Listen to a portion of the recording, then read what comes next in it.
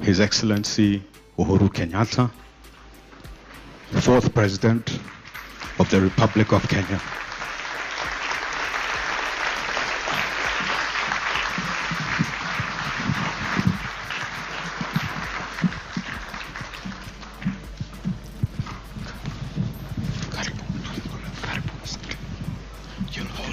Thank you very much. Please be seated. Thank you so much.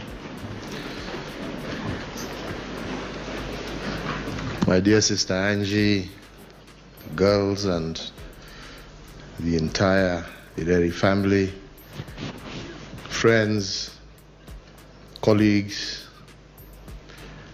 let me begin first and foremost on my own behalf, on behalf of Margaret, my wife, and my family, to really extend our deepest condolences to you, Angie, and to your family for the loss of, to you, a husband and a father, but to us, a friend, a man who filled all our lives with joy and laughter.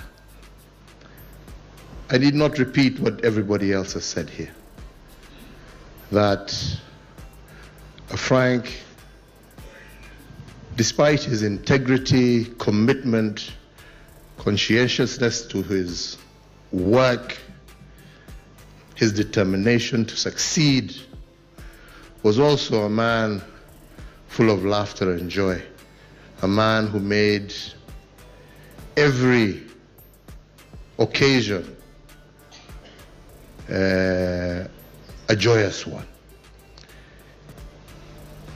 In many ways, my last recollections especially was when one of his in-laws, in the name of Sam Wai, wanted to start making approaches, wondering how to do so, because there was a young man called Alex who was interested with somebody who lived in my compound. And somebody who I was not very eager to part with. And as we started engaging, you know, Frank would make sure that all of us were very comfortable. Frank would make sure that the things would move in the right direction. And in fact, there was one time, you know, because it was during that COVID period, you know, we weren't really supposed to be meeting. And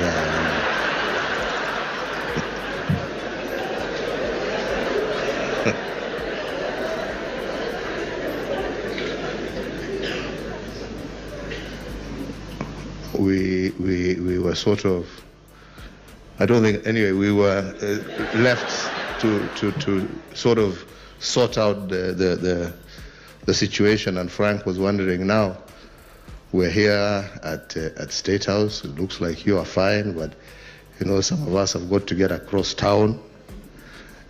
How will that happen? And I was, well, as far as I'm concerned, once you leave the gate,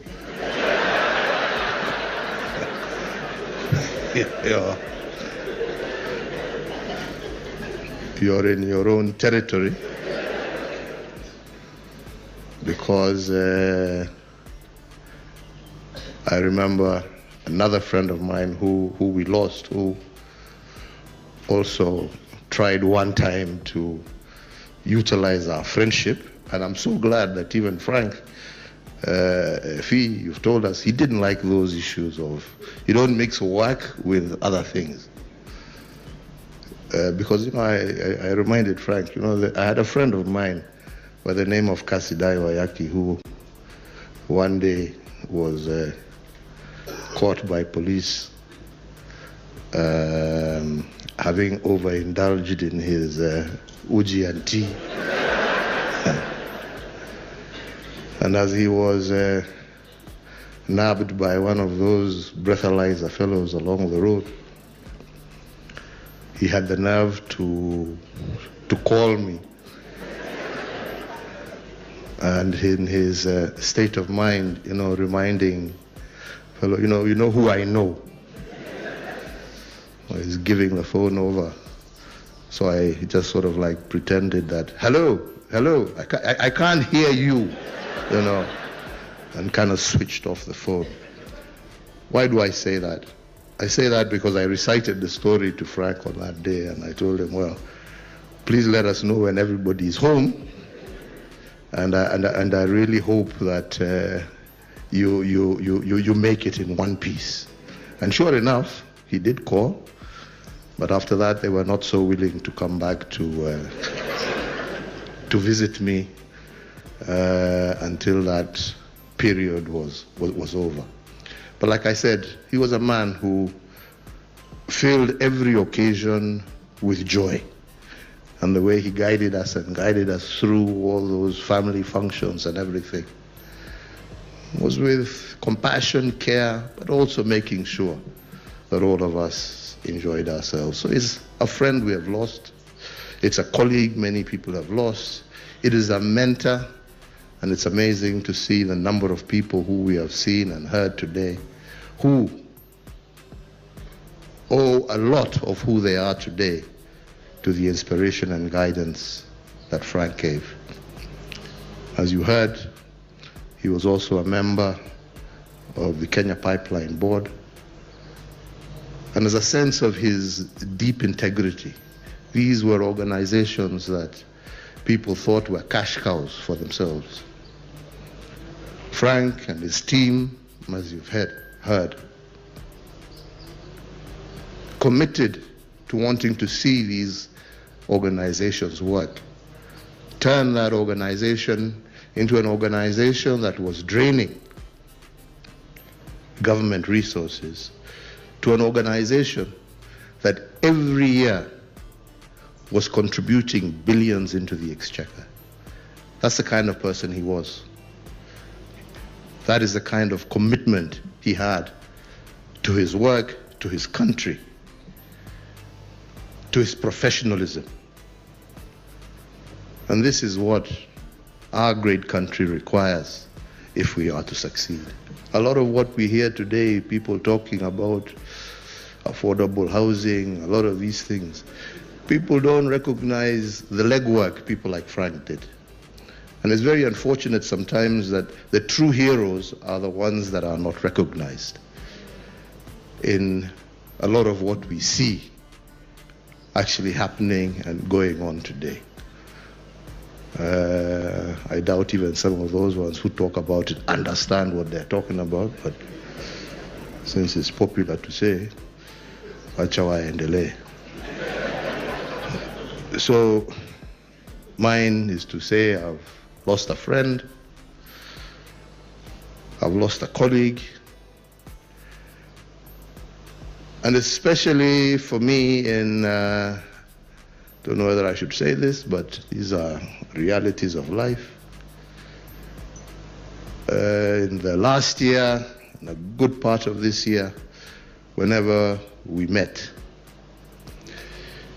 he was very encouraging about some of the challenges that we were going through. And since he had more experience than some of us, he was very encouraging in guiding and telling you how to look at this and how to handle some of these challenges in life, health and otherwise. And I'll miss that counsel, and I'll appreciate everything he guided some of us towards, and how he really held our hand and told us, don't worry, things will come to pass, it will go. We trust in God, we believe that the reason Frank is lying here is because it is his time. Those of us who have those challenges will continue fighting with them, but equally, when it is God's time, we shall join him and be thankful for the life that we lived and the times that we shared together. Mine is to say to you, Angie, you are still our in-law. We will be with you.